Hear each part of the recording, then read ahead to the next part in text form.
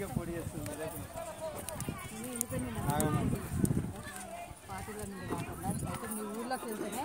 మీ ఊర్లో అక్కడ ఒక పెద్ద చెప్పింది కదా మొత్తం కరువు పడికాడు ఉన్నారు మొత్తం మనోళ్ళందరూ అని చెప్పి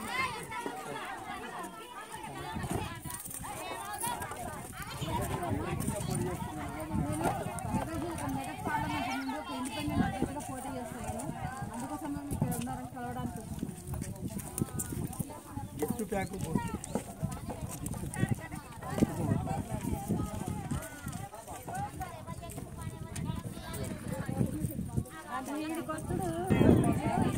అమ్మ నేను పార్టీల తరఫున కాదు నేను ఒక ఇండిపెండెంట్ అభ్యర్థిని పోటీ చేస్తాను పార్టీల తరఫున అయితే మీరు అన్నట్టు బలం వచ్చి గొడవ అవుతుంది ఇక్కడ ఈ పని డిస్టర్బ్ అవుతుంది ఇప్పుడు నా వెనకాల ఎవ్వరు రారు పాప నా అన్నయ్య జనాభా ఏం కనబడితే మీ పనికి నేను డిస్టర్బ్ చేయాలి ఇక్కడ వాళ్ళు వస్తే మీరు అన్నట్టు వీడియోలు ఫోటోలు వస్తే హంగామా చేస్తారు మిమ్మల్ని మాది కూడా నా గుర్తు ఇదమ్మా ఇండిపెండెంట్ అభ్యర్థి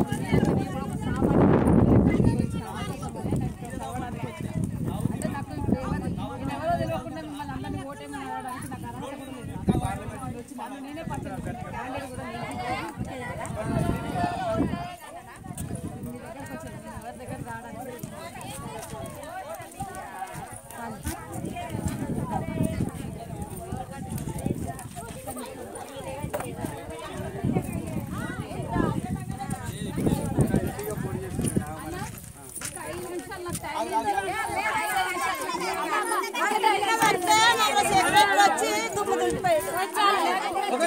అమ్మా ఒక్కటే నిమిషం మిమ్మల్ని నేను ఎవరిని డిస్టర్బ్ చేయను నేను ఒక ఇండిపెండెంట్ కాదు అమ్మా నేను పార్టీ తరఫున కాదు ఏ పార్టీ నుండి రావట్లేదు ఒక ఆడబిడ్డగా మెదక్ నుండి దాదాపు 43 వేసిండ్రు మొత్తం మన మెదక్ జిల్లా నుండి అందరు కూడా అందరు మొగలు వేసిండ్రు నేను ఒక ఆడబిడ్డగా నేను ఒక్కదాన్ని ముందుకు వచ్చిన నేను ఇండిపెండెంట్ అభ్యర్థిని నేను ఏ పార్టీ నుండి కాదు ఇప్పుడు నా వెనకాల ఇంతమంది కూడా జనాభా ఎవరు లేరు ఒక పాప వస్తుంది ఇగో ఈ అన్నయ్యని తీసుకొని నా వెంబడి వచ్చిన తోడు నేనే సెక్యూరిటీ గార్డ్స్ని పట్టుకు రాలేదు నా వెనక ఎవరు ఉన్నారు మిమ్మల్ని ఒక్క నిమిషం కూడా డిస్టర్బ్ చేయాలి నేను ఎందుకంటే నన్ను నేను పరిచయం చేస్తాను ఇప్పుడు నేను ఎవరో తెలియకుండా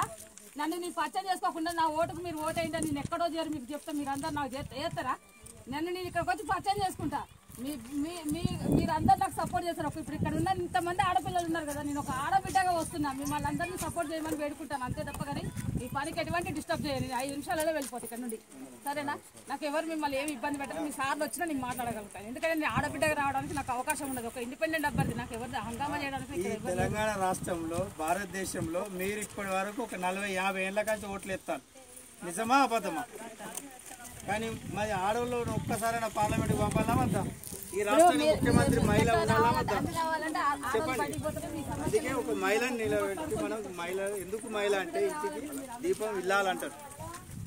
అంతేనా ఆ తల్లి మంచిగా ఉంటేనే ఆ ఇంట్లో ఉన్న పిల్లలు విద్యాపరంగా అందుకే ఆడపిల్లను కూడా ఈ రాష్ట్రాన్ని ముఖ్యమంత్రి రాష్ట్రంలో దేశంలో మహిళల మీద దారుణాలు బాగా జరుగుతాయి అవన్నీ కంట్రోల్ చేయాలన్నా మహిళలకు రక్షణ కల్పించాలన్నా మన పక్షాన మహిళ ఒక పార్లమెంట్లో ఉండాలి అందుకే మహిళని గెలిపించుకోవాలి గిఫ్ట్ ప్యాక్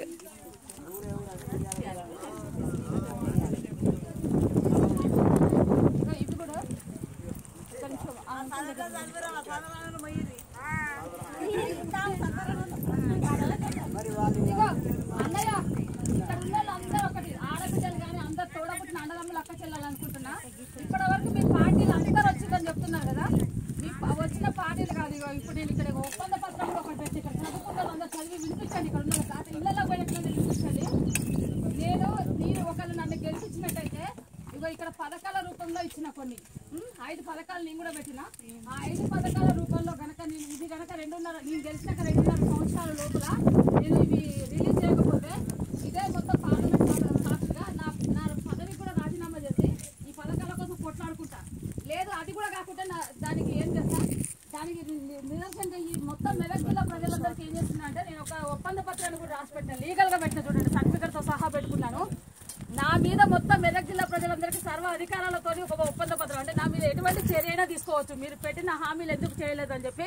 మీరందరూ ప్రతి ఒక్కరు కూడా నా మీద చర్య తీసుకోవడానికి అవకాశంతో ముందుకు వస్తున్నాను ఒక ఆడబిడ్డగా నేను ఉట్టిగానైతే రాలేదు ఏదో ఉట్టిగా టైం పాస్కి వచ్చి మీ దగ్గర ఓట్లు నడుచుకొని పోతున్నదైతే కాదు ఒక ఆడబిడ్డ ఆడవాళ్ళు కూడా అన్ని రంగాలలో ముందుకు వస్తున్నారు కదా రాజకీయాలలో సామాన్యురాలు నేను పెద్దగా ఉన్నదాన్ని కాదు సామాన్యులు కూడా రాజకీయాలకు రావాలి, డబ్బులు ఉంటేనే రాజకీయాలకు రావాలన్న ఒక అపోహ అన్నది పోగొట్టాలి. ఫస్ట్ ఆడవాళ్ళందరూ సమాజం బయటకు వస్తేనే, ఇప్పుడు మనం ఇంత పని చేస్తున్నారు, మీరు అందరు ఆడపిల్లలు అందరూ పని చేస్తున్నారు కదా, మరి మనకి ఏమొస్తున్నాయి చెప్పండి, మీరే చెప్పండి. ఇలా చదువుకున్న పిల్లలు లేరా? చదువుకున్న పిల్లలు మనకు ఉద్యోగాల కోసం అయితే కొట్లాడుకోవాలా వద్దా? మరి మనకి ఎందుకు రావట్లేదు ఉద్యోగాలు? ఇప్పుడు ఉపాధి హామీ పని కోసం మీరు ఇక్కడికి వచ్చిండ్రు, మరి అదే చదువుకున్న పిల్లలకు కనుక ఉద్యోగాలు ఉన్నట్టయితే మీ